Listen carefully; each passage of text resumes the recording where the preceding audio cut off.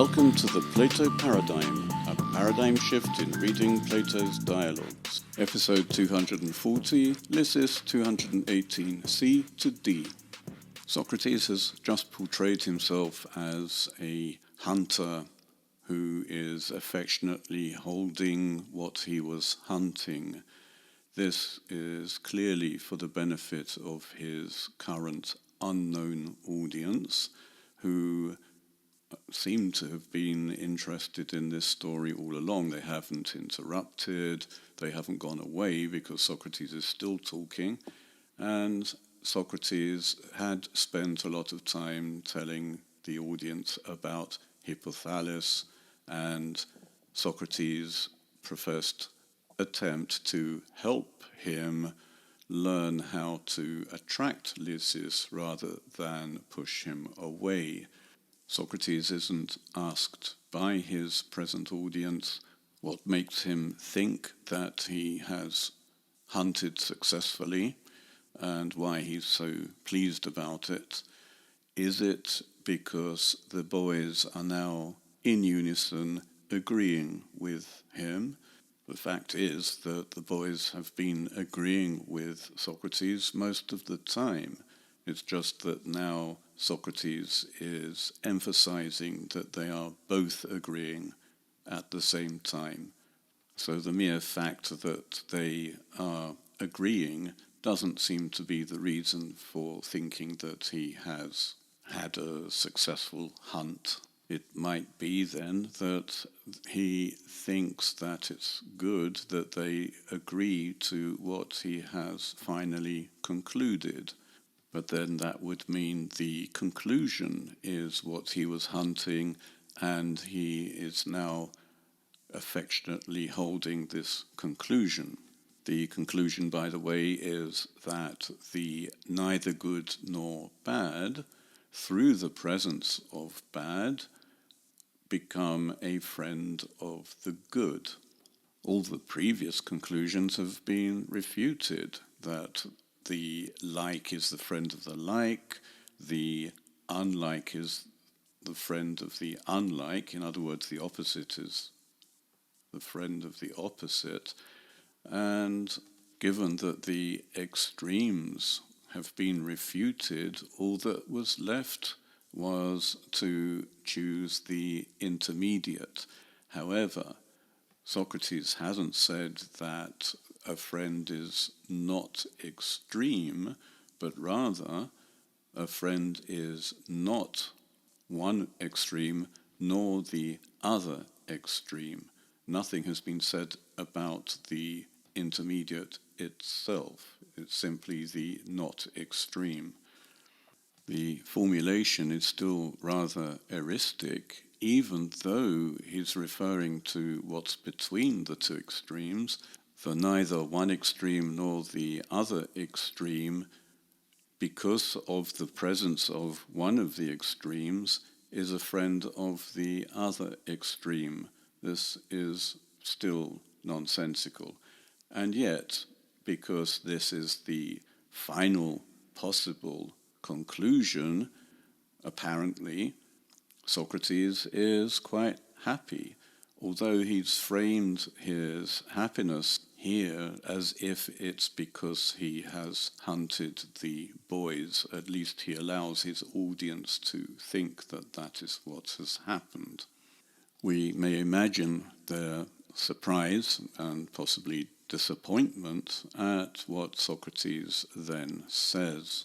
Kapet uk oid hopothen moia topotatetis hupopsia eselthen, hos uk alethe ta homologe mena hemin, kai euthus achthestes epon babai olysite kai menexene, kindoniomen onar peplute kenai. Timalista effe homenexenos. And then there entered me, I don't know where from, some most peculiar suspicion that the things agreed to by us were not true.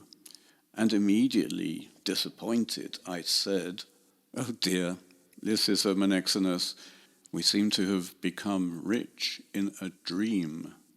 What on earth? Said Menexenus. Socrates' apparent realization that what they have been saying isn't true is not a surprise to anyone who's been following the argument, but it does seem to have been a surprise to his audience.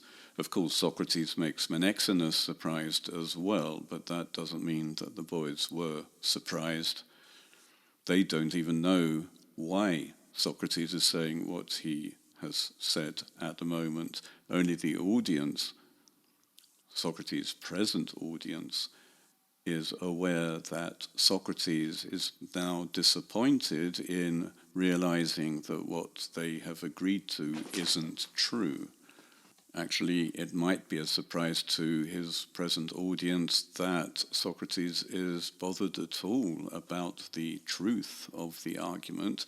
After all, they might think, just as Lysis used to think at least, that Socrates was engaging Menexenus in eristics, and in eristics, truth is the last of one's concerns. Socrates' statement that he had a most peculiar suspicion that the arguments they had agreed to were not true is one of the best indications we have that Socrates lies throughout the dialogue. Of course he knew that the arguments were not true, and he's known that from the beginning. He's the one who's made these arguments, and they are all nonsense.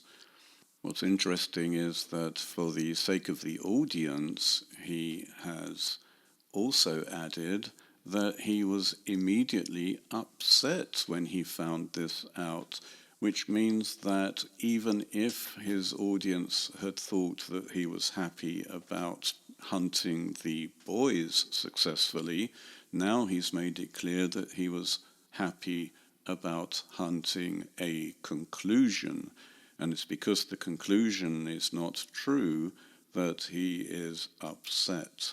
What he tells the boys is that he thinks that they may have been getting rich in a dream. In other words, they seem to have made progress, but it was all a dream. It was illusory. There's no reason why the boys should understand why he is saying what he says, but Socrates knows that his audience knows what he means. He's the one making up this conversation, and we may imagine that the boys as well are supposed to understand that Socrates is upset about the course of the conversation. Given that Socrates is the narrator, and he may be making up as much as he wants of the conversation, it's worth noting that he has Menexenus reacting and not Lysis. Menexenus is the one who sounds surprised at Socrates' disappointment. Clearly, in the structure of the dialogue, Menexenus represents one type and Lysis another type, but it is still not too clear what the types are. But Menexenus has always been associated with an ability to argue, even if it is to argue eristically, while Lysis is not confrontational at all. He agrees with everybody.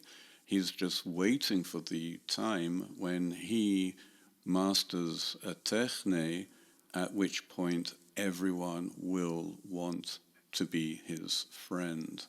I base that on the first argument Socrates had with Lysis when Menexenus was out of the room. Under questioning by Socrates, Lysis reveals that he is controlled not only by his parents but even by slaves, because he isn't a master of a techne while they are.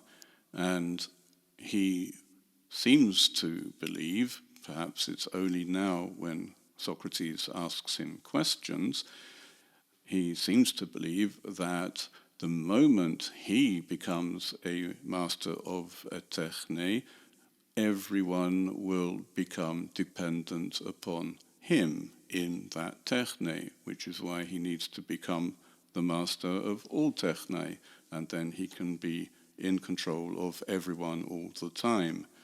He doesn't realize that this means he has to do all the work for everybody else.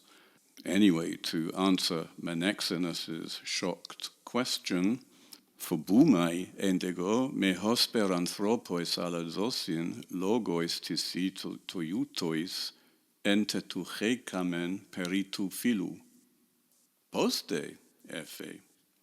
I fear lest we have encountered some arguments of such a sort, like people who are boastful, or we could call them charlatans, about the philon or the philos. It's not clear from the genitive whether we're talking about hophilos or to philon, the friend, or what is a friend, friendship.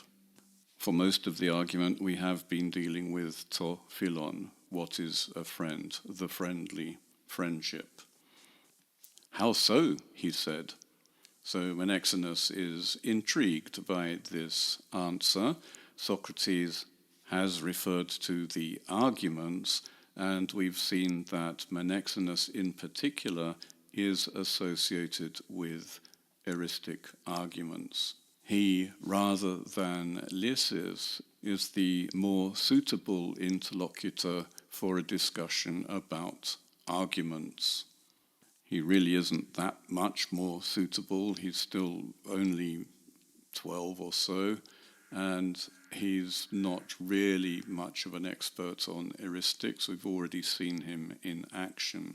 It's interesting that Socrates doesn't describe the arguments themselves directly as pretentious or shameless, but rather associates them with people who are boastful, pretentious, or shameless, or charlatans. This might be a hint that arguments do not exist in a vacuum. They are the product of the people who formulate them for whatever reason. And one type of shameless interlocutor we could think of is an eristician. An eristician knowingly destroys logic and attempts to defeat an opponent not through examining the truth of the matter, but by playing word games and simply making the audience laugh at the opponent. Is Socrates suggesting that Menexenus should be ashamed of himself? And what about Socrates?